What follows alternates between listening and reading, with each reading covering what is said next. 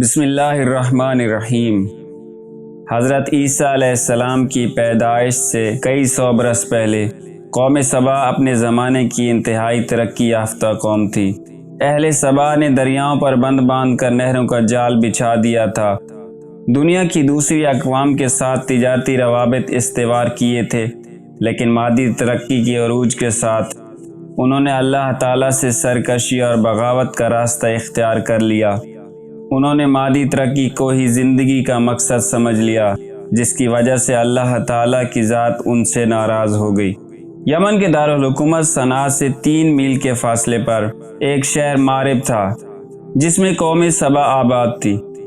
سبا عرب کی ایک بہت بڑی قوم کا نام ہے، جو چند بڑے بڑے قبائل پر مشتمل تھی۔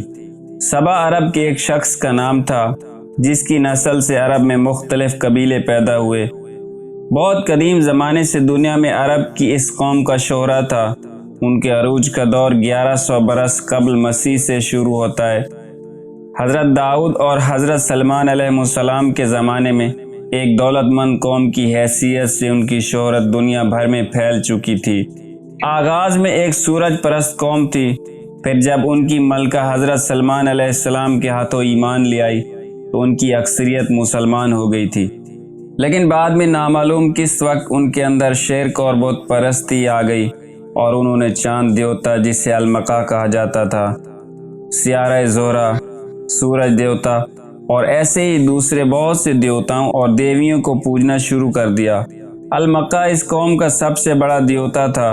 ان کے بادشاہ اپنے آپ کو اسی دیوتا کے وکیل کی حیثیت سے اطاعت کا حقدار قرار دیتے تھے۔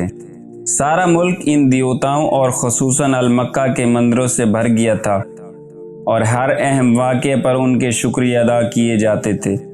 قوم سبا کا عروج دراصل 2 بنیادوں پر قائم تھا، ایک زراعت اور دوسرا تجارت۔ زراعت کو انہوں نے آبپاشی کے ایک بہترین نظام کے ذریعے سے ترقی دی تھی، جس کی مثال کوئی دوسرا نظام آبپاشی کہیں نہیں پایا جاتا تھا۔ ان کی سرزمین میں قدرتی دریا نہ تھے۔ 2 پہاڑوں کے درمیان یہ شہر آباد تھا۔ پہاڑوں سے بارش کا پانی آنے کی صورت میں یہ شہر ہمیشہ سیلاب کی زد میں رہتا، کیونکہ وہاں کوئی دریا نہ تھا، اس لیے سارا پانی ہی ضائع ہو جاتا تھا۔ اس شہر کے بادشاہ اس پانی کا صحیح استعمال کرنے کی فکر میں لگ گئے۔ آخر کار فیصلہ کیا گیا کہ دونوں پہاڑوں کے درمیان مضبوط ڈیم بنائے جائیں، جس سے سیلاب بھی رک جائیں گے اور پانی کا ذخیرہ بھی مل جائے گا۔ لہذا اہم علاقوں میں بند بنا دیے گئے۔ ان میں سب سے اہم اور زیادہ پانی ذخیرہ کرنے والا بند مارب تھا۔ مارب ایسی جگہ پر بنایا گیا تھا جہاں بڑے بڑے سیلاب آیا کرتے تھے۔ بند کے اندر اوپر نیچے پانی نکالنے کے لیے 3 دروازے رکھے گئے۔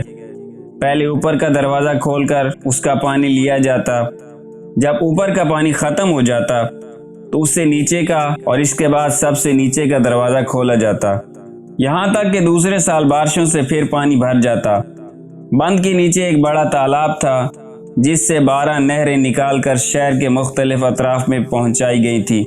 یہ شہر کی ضرورتوں میں کام آتا تھا۔ اس پانی کو استعمال کرتے ہوئے وہ اس بات پر قادر ہو گئے تھے کہ نہر کے دونوں طرف بہت ہی خوبصورت باغات لگائیں اور پربرکت کھیت تیار کریں۔ اس سرزمین کی آباد بستیاں ایک دوسرے سے متصل تھیں۔ درختوں کے وسیع سائے ایک دوسرے سے ملے ہوئے تھے اور ان کی شاخوں پر اتنے پھل لگا کرتے تھے کہ کہتے ہیں کہ جب کوئی آدمی اپنے سر پر ایک ٹوکری رکھ کر ان کے نیچے سے گزرتا تھا تو یکے بعد دیگرے اتنے پھل اس میں گر جاتے تھے کہ ٹوکری تھوڑی ہی دیر میں بھر جاتی تھی۔ امن و امان کے ساتھ وافر نعمات نے پاک و صاف زندگی کے لیے بہت ہی عمدہ ماحول پیدا کر رکھا تھا۔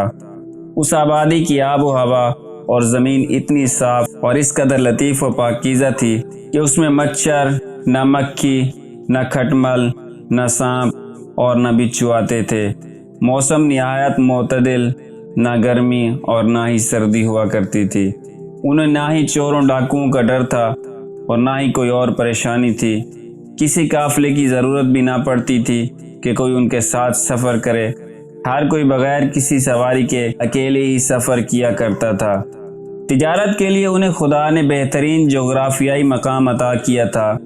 جس سے انہوں نے بہت فائدہ اٹھایا۔ 1000 سال سے زیادہ مدت تک یہ لوگ مشرق اور مغرب کے درمیان تجارت کا واسطہ بنے رہے۔ ان کی بندرگاہوں میں چین اور ہندوستان کا مال آتا تھا، جنہیں مصر اور شام کی منڈیوں تک پہنچایا کرتے تھے، جہاں سے روم اور یونان تک یہ مال روانہ کیا جاتا تھا۔ اس کے علاوہ خود ان کے علاقے میں لوبان، عود، عنبر، مشک اور دوسری خوشبودار چیزوں کی بڑی پیداوار تھی، جنہیں مصر، شام اور یونان کے لوگ ہاتھوں ہاتھ لیتے تھے۔ لیکن انہوں نے ان تمام نعمتوں کی قدر کو نہ پہچانا اور خداوند متعال کو بھول گئے، کفران نعمت میں مشغول ہو گئے، فخر و مباحات کرنے لگے، طبقاتی اختلاف پیدا کر دیے گئے۔